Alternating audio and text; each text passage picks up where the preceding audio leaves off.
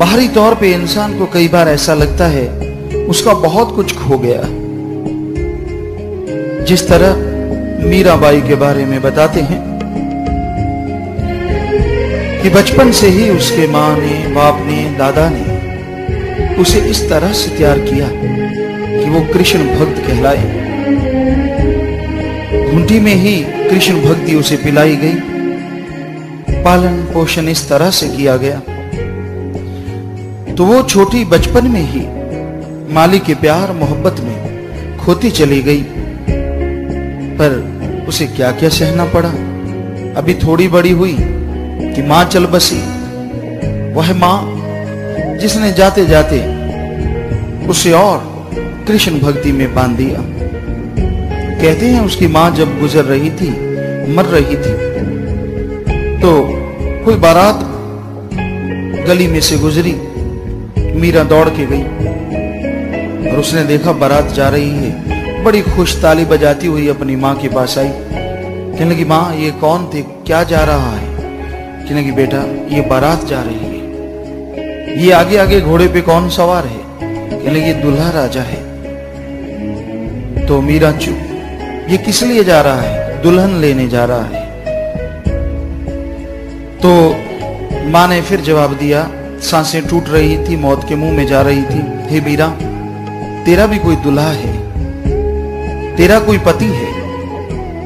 मीरा छोटी सी 3-4 साल की आश्चर्यचकित रह गई। कहने लगी, वो कौन है? तो उसने कहा, उसकी मां ने बस आखिरी शब्द मरने से पहले कि बेटा तेरा दूल्हा कृष्ण कन्हैया है। बस इतना कहने के बाद उसकी आंखें बंद हो गई और वो मीराबाई कृष्ण की दीवानी हो गई, उसी की होके रह गई। तो उसकी मां गुजर गई। फिर इस रास्ते पे लाने वाले उसके दादा, वो बहुत मोहब्बत करते, मंदिर बनवाया उसके लिए, नाच गान जो भी वो करती उसे सिखाते रहते। समय गुजरता गया और आखिर एक दिन वो भी मीरा को छोड़ के चले गए। फिर शादी का प्रस्ताव आया जो कुठारा घात था।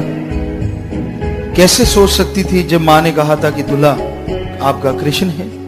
पर फिर भी जब ये पता चला कि अगर हां ना की तो उसके माँ बाप, जितना भी परिवार है, जितना भी मेवाड़ है, सब धूल धूलमित हो जाएगा, खत्म हो जाएगा।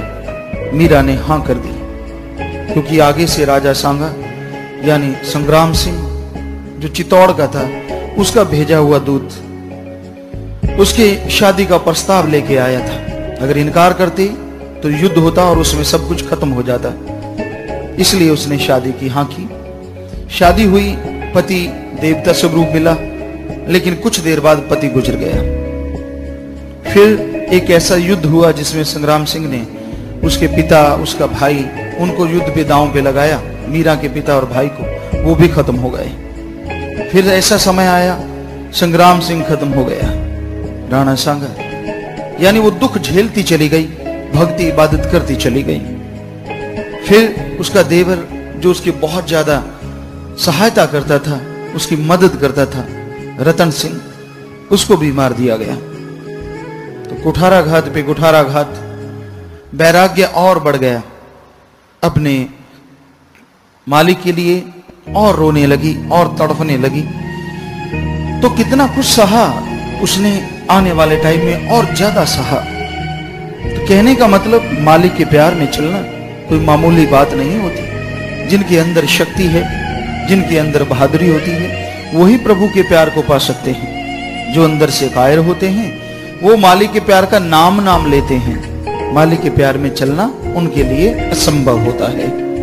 तो प्रभु का प्यार में जो भी कोई चल पड़ता है, उसकी भक्ति इबादत में जो भी कोई चलता है, वो बहादुर है, क्योंकि वो अपने अंदर की कमियों को मारता है, अंदर की बुरी सोच को मारता है और मन को रोकता है। मन तो हमेशा गिराने की कोशिश करता है, हर समय गलत बुरी सोच देता है।